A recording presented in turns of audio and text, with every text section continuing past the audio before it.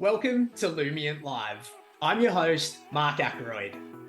Lumient Live is the podcast for advice professionals that believe in a values-based advice experience, but still have that question, how does it all work?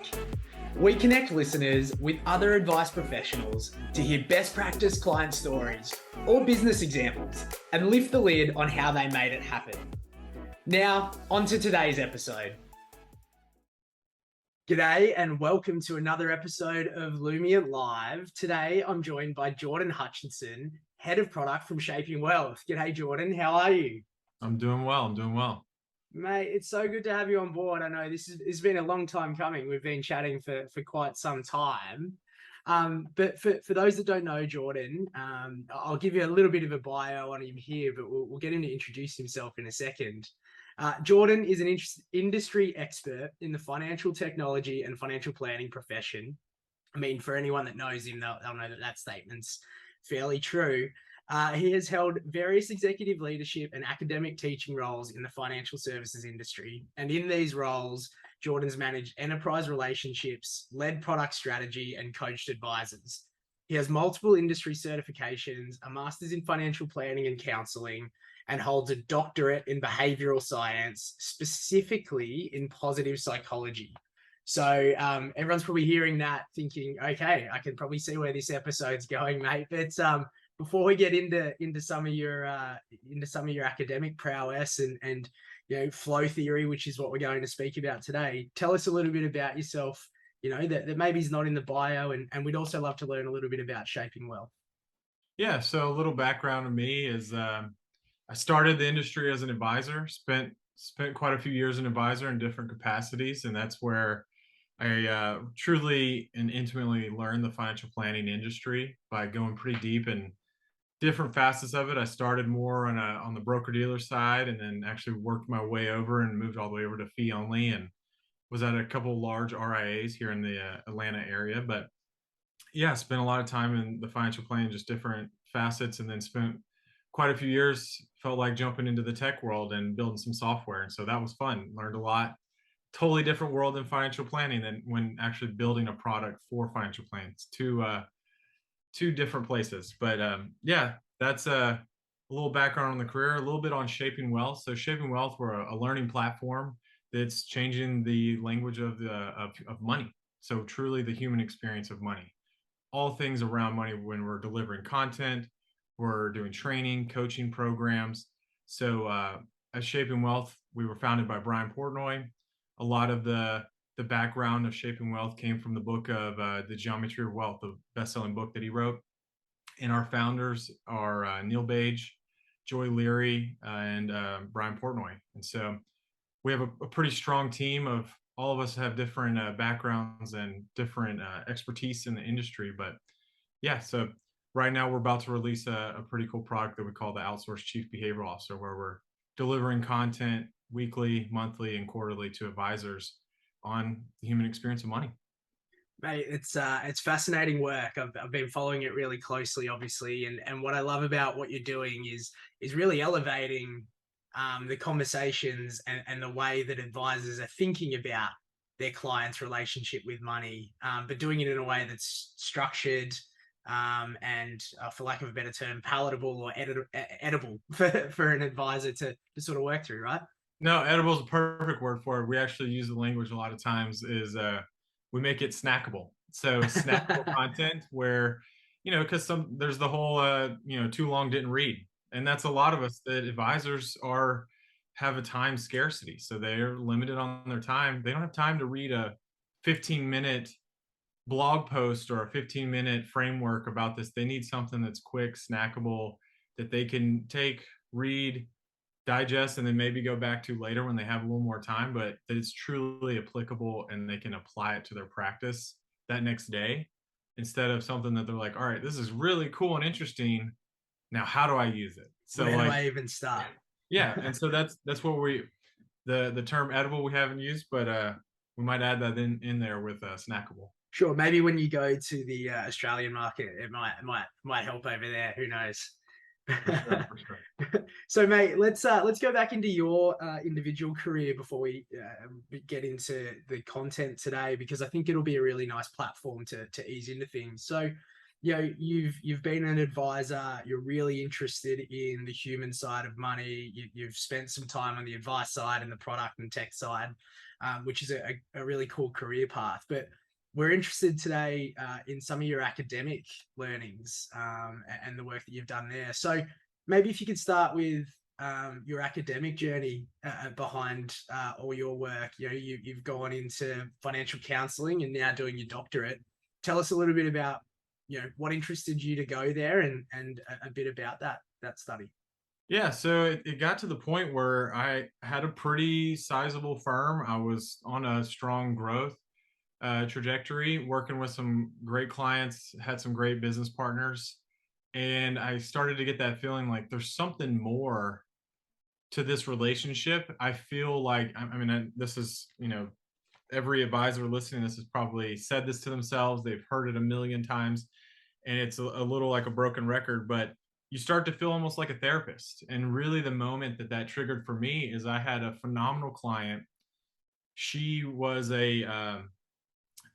had a doctorate in physical therapy on multiple practices throughout the state, and she was going through a divorce, and just I felt out of my league. I did not know what I was doing. There was a lot of other factors. She was going through a big life transition, and that's when I really started to figure out that there's more to this relationship, because she leaned on me to work with the attorney, to work with her. How is life going to change? So there was a much deeper conversation, and that's when I started to look like, okay, there's this human side that I thought, having this master's in financial plan, I thought I knew it all, and I knew nothing. And so that's what kind of pushed me to start pursuing this academic side and start looking and starting wanting to do more research and going deeper in just the human side of money.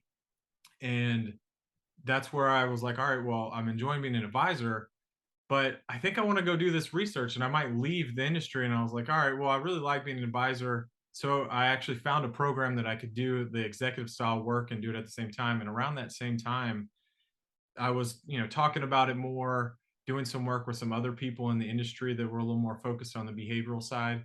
And a firm here in Atlanta recruited me, and they were very passionate and big on pushing me to do the doctorate. Let's figure out something that we could use. And so that's where that research drive and the education side really pushed me to understand, what's going on with clients, what's this values thing, like what's important to people.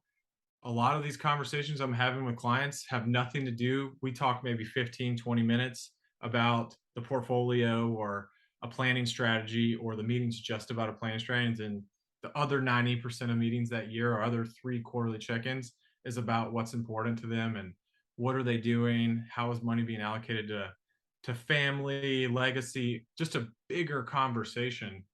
And so that is where that push to go deeper started. And then really the positive side of it was where I was seeing people go through these transitions. And so that's why I focused on positive psychology and specifically flow, is a lot of clients are just constantly going through transitions: marriage, divorce, job change, retirement, all these different transitions. There's hundreds of them. We all go through different ones.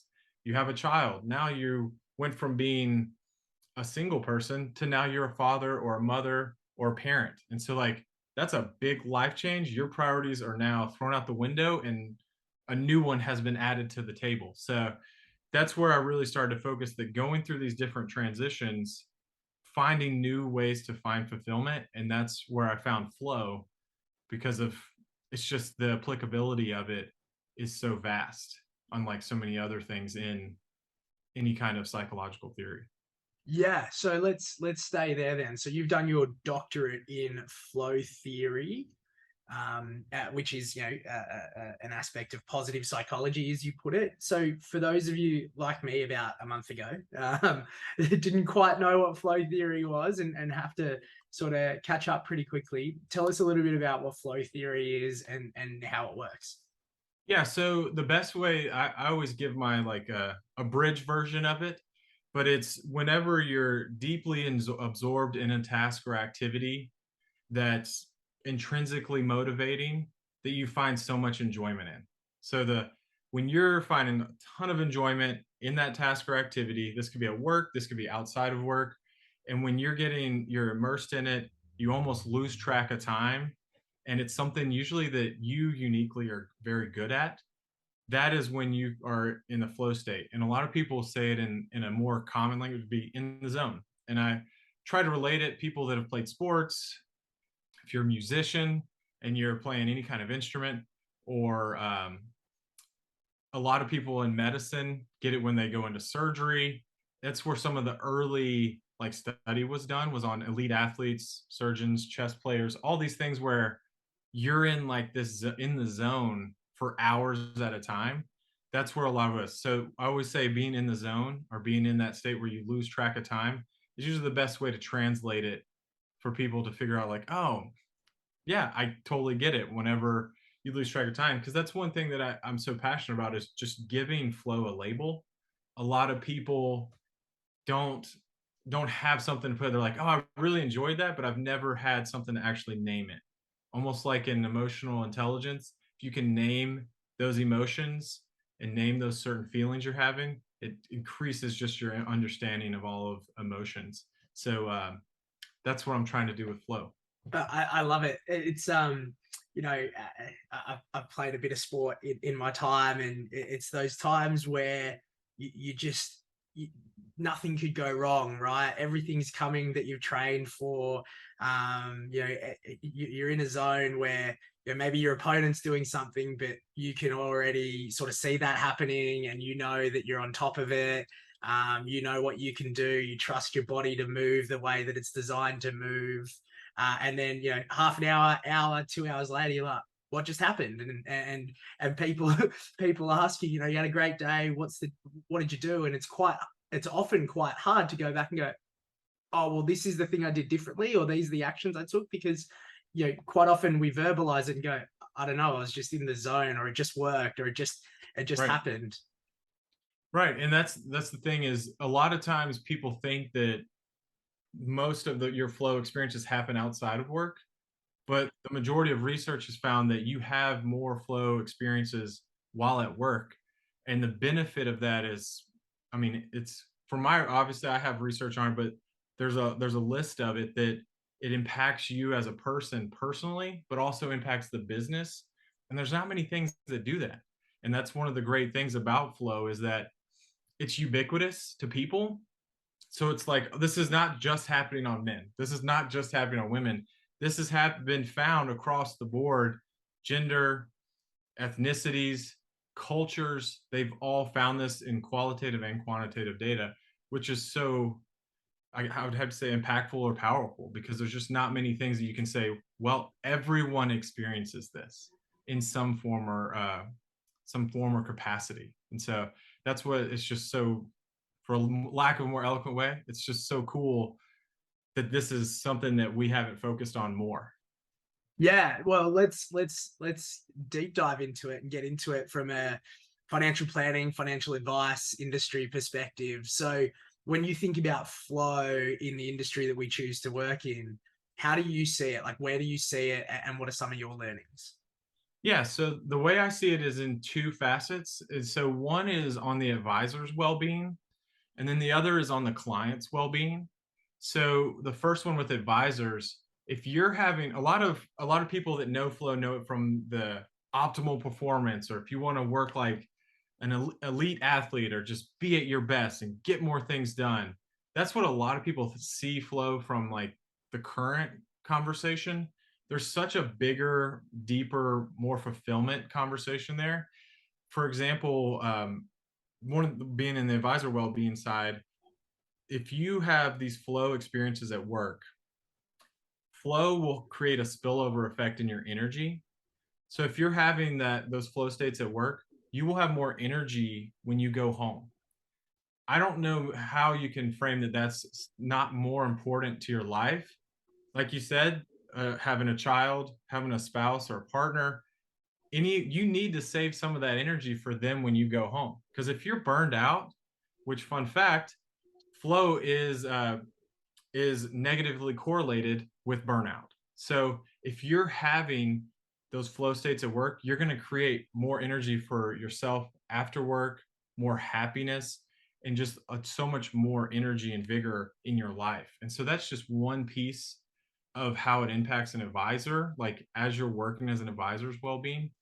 And we can talk later, like how do you find that? Some of the things we're trying to build at Shape and Wealth, and I'm trying to build so that advisors can focus on that. But the other piece for clients is when clients go through, let's say, we're talking about values-based conversation, those values are intimately important to you. They're a priority to you. That's what's most purposeful to you. Well, with flow, flow is something that is very unique to you and very much tied to your identity as a person, how you find fulfillment, how you find enjoyment. So, and what you're really good at. One of the big things about flow is they have the precursor or precondition for it is called skill challenge balance. You got to have something that's high skill, high challenge to get into that flow channel. And so, for me, I was a basketball player. What I get into flow is a different level of skill and challenge than probably someone that's been let's say, a lacrosse player their whole life, never touched a basketball in their life. It's going to be two totally different worlds. If I try to go play lacrosse, it's going to be embarrassing. And I'm not going to find fulfillment from it. I'm not going to enjoy it because unless I'm looking at it as some kind of novice that I'm just like trying to learn the sport. But if someone's been playing lacrosse their whole life or playing soccer or playing the piano, they're going to have so much fulfillment of that because it's going to be at a different level. Well, that's one of the things that when you go through these life transitions, now let's say that you were retired and you had a job as, let's say, an executive. She's no longer an executive anymore. She leaves and she's like, all right, well, I'm going to spend time with my family and I'm going to spend time with my spouse or my partner. Okay, well, what else? And then you got to go and keep going a layer deeper because she needs to find where she's finding fulfillment, even if it's something small. In a conversation with a client once I was testing out some of this research. She was a widow and she found out that she wasn't knitting, and she found so much. She lost track of time. You get immediate feedback. You have clear goals, like with the goal that you're doing with your when she was knitting. And she's like, Jordan, just finding small things like that made such an impact in my life that I forgot that I enjoyed doing these things because it just wasn't a priority when I was traveling with my husband. And so, with going back to that female executive, she went from being this big executive, all of her relationships, she found so much fulfillment in work. And now the joke that I've used is she's just the third person in line at Starbucks. Not that she lost any like status of herself or like value of herself, but her life has changed. Now that's a time where for one, you probably will have to go through, if you didn't go before, you now need to go through the values conversation with her. Her priorities have changed. And so this is a time where the next layer deeper would be, all right, we know what's important to you. Now, what's the task and activities, which kind of falls into those goals, task and activities where you're finding fulfillment and that you really feel at your best. And so that's the client side of it. And so I look at it those two pieces that you're helping the advisor have better well-being, because just think about it. If the market's down and you're taking calls all day with people that are stressed out about their money, wanting to know if they're okay, that takes a toll on your mental health. So you need to be making sure you're focused on your well-being. And then for an advisor, something that they can take and use in their client meeting and in their client conversations to make sure that they're helping the well-being of their clients, which deepens the engagement, makes a better client experience. You'll learn so much more about your clients. That's where flow fits in on both of those pieces. So let's start with the advisor then. So we've got advice professionals that tune into to this podcast, and they're sitting here going, "That makes sense. I love being in the zone. I want to do. I want to spend more time in the zone, right?" So what are some things that me as an advice professional could do in my business or in my day to day to get myself into flow state more often? Right. Yeah. So one of the things that whenever I'm talking with advisors about it, is truly think about what are the tasks and activities you are doing through the day, and which ones are those that gives you energy, and which one of those takes away energy from you. So for me, when I was an advisor, and I truly loved meeting with my clients, like being in that in meeting with them. I loved it. It was one of my favorite times, was just meeting with them, learning about them, being curious for them. So understanding what gives you that energy and what doesn't give you energy, that's how you can structure your day. Make sure you're doing some, because there's some things you can outsource. So let's say you truly dislike the investment world. There are tons of things that you can outsource to a TAMP or an outsourced CIO, or even hire somebody that's where they find flow and engagement. They love building portfolios and they love talking about the markets. That might be something you hire. So there's you possible outsource it, possible hire. If it's not, you don't want to spend money on it, then you just look at it and try to structure your day where you're doing something each day of something that gives you energy, so that you're not just draining yourself every day of tasks that it's not where you're finding fulfillment. And so a lot of times, if it's something where speaking to clients, make sure you're having at least one call a day with some of your clients, because then that's going to give you some fulfillment, and that will also help ride you through the wave of some of the things like, all right, I got to put some data in the financial planning software. Some people might love that. Some people might just be like, you know what, that's exhausting and so tedious. But it might be something that you find flow from. You might put your headphones in, put some music on that's gets you in that state, and you can just churn it out. But so it's really understanding what those tasks are. That's almost like a stop start list, so that you know that you're structuring your day around things that give you that kind of energy in that flow state. Yeah, okay. And so, all right, so I write my list out. I want to spend more time doing it. Really interestingly, you made a point there that even the stuff that maybe doesn't give you flow, to start with, you can find, for lack of a better term, trips like music or things like that to get you into that flow. Is that something you found within your study or within your work, that you can trick yourself into finding flow in negative things? So you can, I wouldn't say tricking. It seems a little like you're playing some kind of game on yourself. It would be almost like creating like when I said like it has to be something that you're good at, something that's challenging to you. And so if it's too easy to you, then you're gonna. So flow goes in. So when your flow channel, it's between boredom and anxiety. So if it's too easy for you, you're gonna get bored. If it's too hard for you and not challenging, you're gonna get anxious and have anxiety from it. But there are things that you can create an environment that's more conducive to flow. So like when I said put your headphones in, you're changing your environment. So for me, change that's another big piece of getting into flow, is just understand your environment. If you're getting constant interruptions, there's no way you're going to get into flow. And so it might be blocking out your calendar for certain things during the week. If you're your best in the mornings, or you're your best in the afternoons, figuring out when you're at your best, block out some time to just do what you're really good at, and you'll be amazed how much stuff you get done. And it might be something where you have to cut off, because we live in this world of constant notifications, constant Slack messages, text messages, emails. You gotta be able to control the environment in some light. And I've seen some people too, where I've had this conversation and worked with an advisor, where they find flow in these short peak experiences. So they will do almost like a Pomodoro. So that's a method of, you get your hourglass of 15 or 30-minute hourglass, you put it on the table, nothing, you do nothing but one thing. And some people find these short peak experiences from doing that they're able to find flow and knock out tasks really quick by being very purposeful of like, all right, Jordan, I got 15 minutes. I need to write 10 client follow-up emails from our meetings. So you're going back and forth from your notes from the meeting to writing them, their follow-up email. And it might be something that you would be surprised you knock it out in 15 or 30 minutes, because you just were, no one's bothering you, no one's there, you're deeply engaged in that. And that's one of the things I've seen. It's unique to everyone.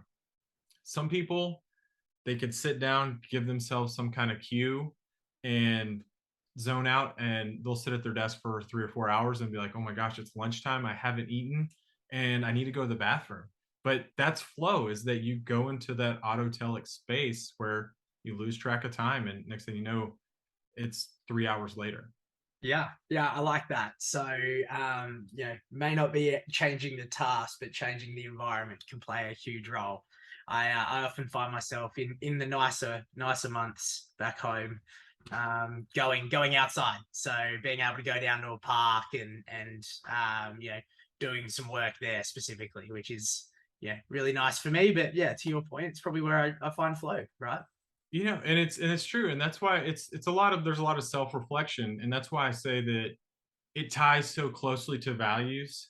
It also an area of study that I've done some work in and I'm passionate about is your identity. So like who you are, those roles you have in your life, and your identity as a person. And because flow is so unique to you. And so for me, you put me in a coffee shop with, the espresso machine, steam going off, people chatting, I will get zero work done. Like I can't, I'm a person that if you put me in silence, I will sit down for 6 hours and knock out so much work and be amazed that, like, oh my gosh, I need to go eat, or I need to get up and take a break and get some sunlight. Uh, but that's because I know what's best and most helpful for myself to get work done. But some people love that environment. And that's one of the big things is figuring out the environment that is most optimal for you gets you into that ability to be able to go deep into your work. Yeah, nice. And then so let's pivot now to advice professionals using some of this logic and theory for their clients. So you mentioned one of the key phases you could introduce this. I mean, you could introduce it at any point in the client relationship, but one of the key phases that you found it was when you were helping clients through transition. Right. So is it the same task, or are there different frameworks that you would suggest for advisors to use with their clients in helping them find the things that give them flow? So from that was always when I say like if you want the easy path in, that was one of those areas where I say that there's these almost like temporal landmarks in your life where you can truly lean in to this human centric advice, and you will gain so much more trust, so much more value in the relationship, and have so much better, so much more engagement would probably be a better way, so much more engagement from your clients because they're in this transition. And there's other research just from like at these temporal landmarks, people are willing to change, and also they're experiencing something new. And so at life transitions, it's so powerful because so many of us go through this. There's just it's almost like I wouldn't say guaranteed, but there are these moments in life that you need to step back and reflect like, all right, you need to review your values. You need to review these conversations. So flow doesn't have to be during a life transition. Would I recommend doing it? Of course. When a big life transition happens, should you review their values? 100%. You shouldn't just go 10 years and be like, hey, let's review your values again. No, there needs to be a more frequent cadence just to keep those at top of mind, because in my mind, when I see values or priorities, that is the lens that you look at the world through, that you make your decision making. So when you have those values in place, it gives you a decision making lens or a decision making framework. So when you have a large decision or a very big significant decision to make with your partner or yourself individually, what mental model are you using?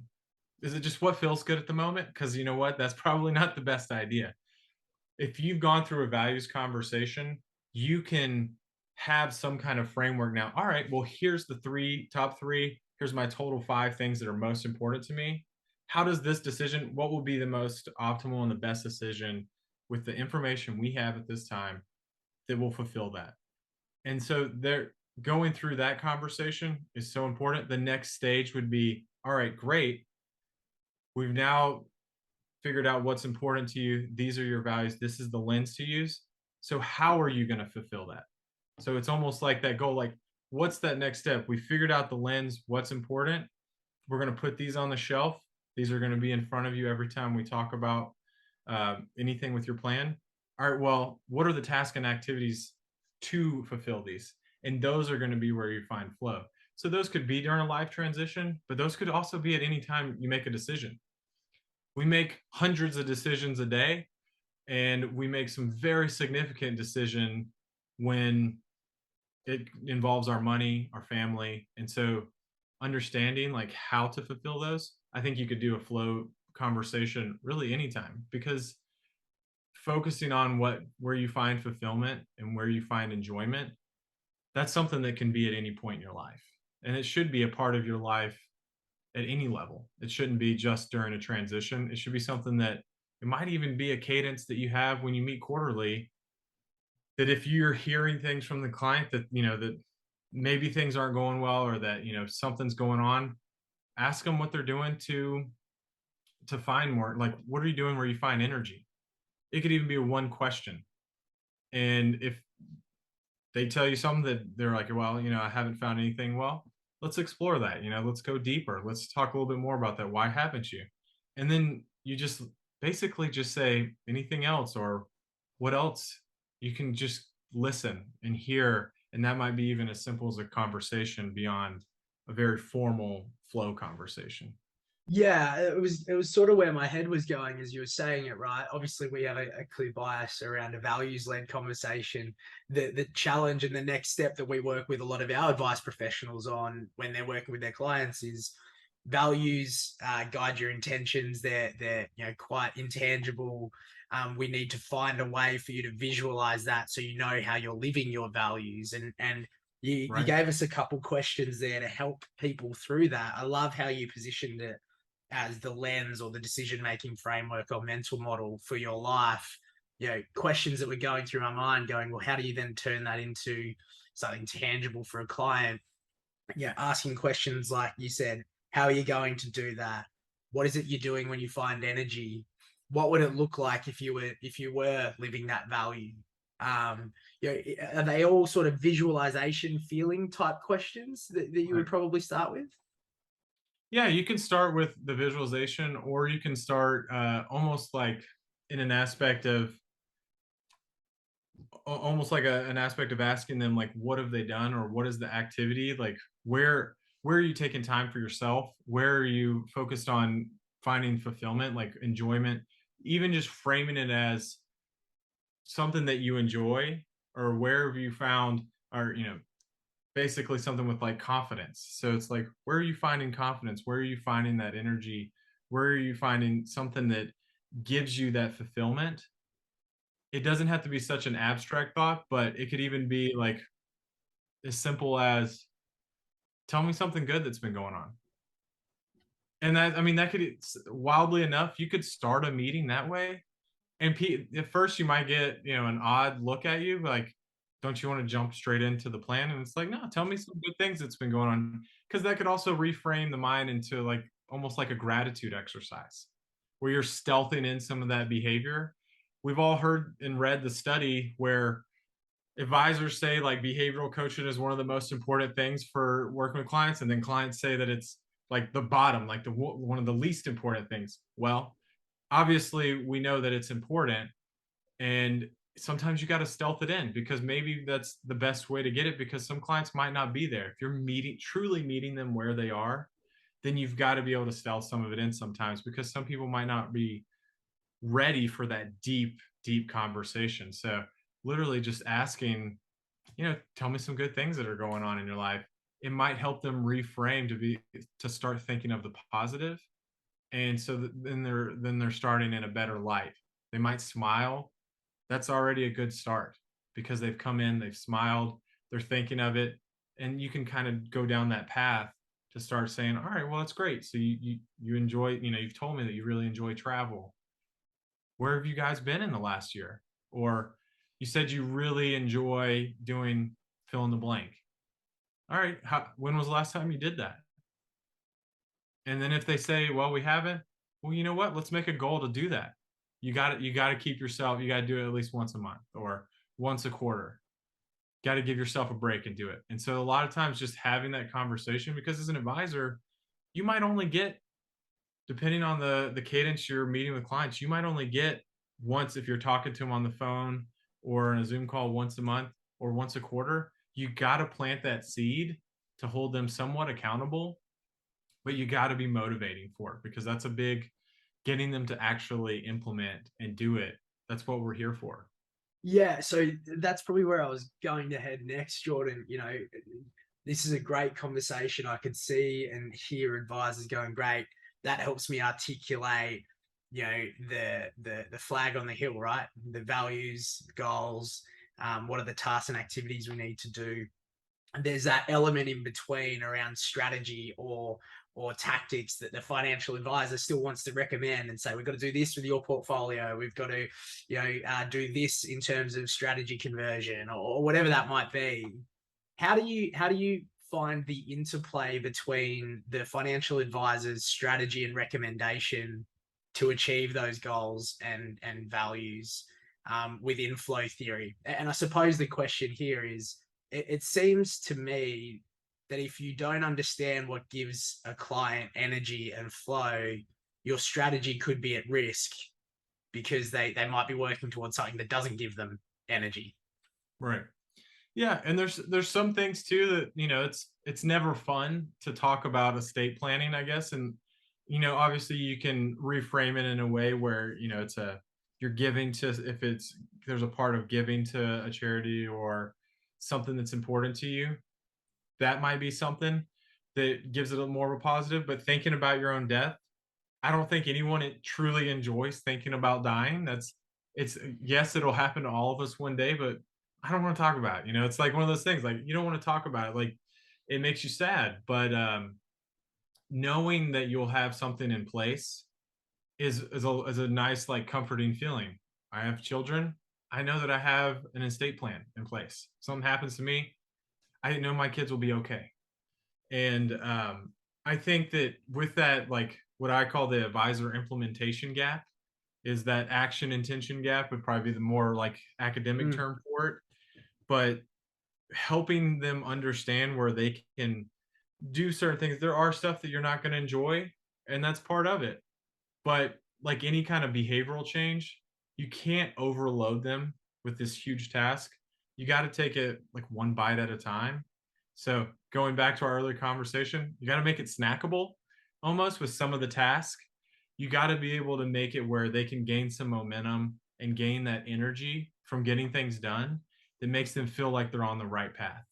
And I think that if you blend in the conversations of, these are some priorities that we've maybe triaged, like, hey, you have a big risk that you have no life insurance on yourself. You're the breadwinner. You really need to do this. Yeah, there's things that need to be triaged. So maybe that's something that you truly like focus on. And that's the time where you're really being the mechanic of the relationship. And so you're spending a lot of time doing the tactical side, and it's almost like a dial or a knob. Sometimes we're going to be doing more tactical stuff. We're going to be working as a planner, we're getting into the weeds, we're proposing a portfolio. But then sometimes it's going to turn the other way, where you're going to be a guide and you're going to be a sounding partner, however you want to frame it. You're going to be that support person, fill in the blank what you want to call it, but you're going to be that person that guides them through these different conversations. So I think you can't get rid of some of the things you don't enjoy, but by doing it in smaller portions, giving them momentum, helping them gain energy on it, and then also building the conversation of why you're doing this. So it's because you care so much about your kids, because it's so important for you, because you find so much fulfillment by spending times with your kids. You need to get your legacy, your estate plan in place, because you know what, this is what's most important to you. And so you can bridge it going back and forth where it's not like this heavy lift, but also framing it in on how it ties into yourself. Because if you just told me, all right, Jordan, we need you to sign all this paperwork for this life insurance, I'd be like, gross. That's a ton of papers. I'm signing my house. It feels like I'm buying another house. Like, I don't want to do that. But if you frame it as, hey, Jordan, I know that you really care about your two children, their education, the fact that, if your wife wanted to quit her job and help, we want to really make sure there's enough life insurance in place. And I'm not trying to pitch life insurance. I do have life insurance on myself, but Yeah. I'm using it as an example that if you frame it to what's important to you, it's a totally different conversation. And now I feel motivated to get it done because it's like, you know what? I don't want to leave my kids because I could walk outside or get in the car and the lights go out and I get hit. I want to make sure something's in place for them and protect them. And so now it gets a little emotional. It's okay. It's okay if that gets a little messy with the conversation, some tears come up. But now you've got it framed where it's like, oh my gosh, this is really important to me. I need to get this done. And so if when you frame it in it that way, it gains so much more energy and they'll get more fulfillment because you know what? I'm checking a box that's truly important to me. And now I can go play with my kids, go do whatever, travel. And I know if something happens, I'll be okay. Everything's going to be in place. Awesome, mate. Look, I think we've covered so much today. Before I summarize our episode, like we do with all our values, with all our valued guests and our industry experts, we're going to tap into your values, right? And connect our audience with what's most important to Jordan Hutchison and his family. So I've got our Lumient values up here on the screen. And on behalf of the Lumient audience, mate, we'd love to learn a little bit about you and out of these, what's most important to you and why? Yeah, so I'm glad that this was a fun exercise for me because I always I think I've told you this before in prior conversations that I always love to test things out on myself, to use myself as the guinea pig, and the Yeah. term that people have probably heard before, if not, a little me search is like a little research on I'm a myself. big fan of that. Yeah, Yeah, yeah. so like why not test it out so that, let's see what it does and then move on to others. But I really enjoy this. And so the two that I like really that stuck with me going through the exercise was one, master a new skill or knowledge. And to define that would be I really just love learning new things. It's not necessarily like a new skill, but just learning about just like being a lifelong learner. I find out something new, update my belief in something probably monthly because I've read a new book, read a new paper, talked to somebody really interesting. Someone told me the other day that interesting people are interested. And so I love talking to interesting people because they're just interested in myself. So it helps me learn something new about myself, but I'm interested in them. So it's pretty multifaceted there, but I just love learning something and hopefully I can master it. But if not, just being a lifelong learner. And then the other thing that's hence like some of my examples today would be dedicate more time to those I care about. I am definitely a person that I enjoy travel and things like that, but I just enjoy spending time with my family and to be like vulnerable. One of the things I always wanted to be was a dad. So I always wanted to be a dad. So I got two kids. I get to be dad on the weekends, and that's really important to me. So my kids are now getting of age, so I get to be dad and coach on some sports, which is very fun for me because I find a lot of engagement, a lot of fulfillment, and for this conversation, I find some flow by getting to coach a bunch of 4-year-olds running around. It sounds like a headache and stress, but it's actually very fun and I find myself exhausted, but so happy I did it. So those are the two that like really stood out to me that were definitely most purposeful to me. Man, thank you. Like, it's nice, it's nice to hear that from you. It certainly resonates with me. And it's okay to be vulnerable. This is the right place for it. We appreciate you being vulnerable for us. We also appreciate all the stuff you've taught us today. I mean, flow theory, we could read your doctorate, we could read all the articles on it. It's far more intense and than what we've gone into today. But at its essence and what you've spoken to us about today, if I play that back, is it's a way for us to find more enjoyment in our day to day, right? And if we can find activities and tasks that are high challenge, high skill, that we enjoy doing. The benefits for us or for advice professionals are numerous, both at work, but spilling over, as the studies show, into their personal life. You gave us some great tools and questions to use for ourselves, but even more importantly for our clients, to help them through transitions or just to help them through anything, any interaction that you're going, and applying that to what I love, the term that you use, the advisor implementation gap, or the thought versus action gap, so that we can actually give people snackable or edible tasks so they can gain momentum and find their flow in some pretty challenging strategies or actions that we might be asking them to do to live their best life. Mate, there's a ton of gold in there. And on behalf of the entire Lumient Live audience, I just want to say thank you for spending time with us today. No, thanks for having me, Mark. I always enjoy our conversations, and like one thing I'll add to the well-being of it, like for advisors that are using it with their clients, is it's truly to impact your client's well-being.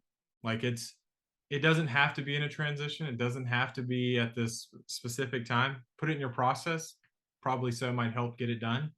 But at the same time, if you're doing it for yourself, you're going to get more work done because you're going to have that ability, because there's tons of research that shows that you get so much more work done. You get so much more done in that time. And then from like the client well-being, it's about your well-being. That could be any conversation.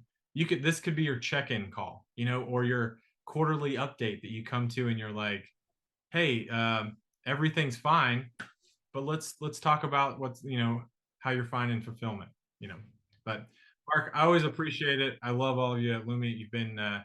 You guys are doing some great work. So I look forward to the next chat. Thanks, man. Appreciate the time, and we'll chat to you soon. Thanks for tuning in to another episode of Lumient Live. If you really enjoyed it, we'd love if you could hit that subscribe button on your favorite podcast provider so you don't miss out on any of our upcoming episodes. Thanks again for tuning in.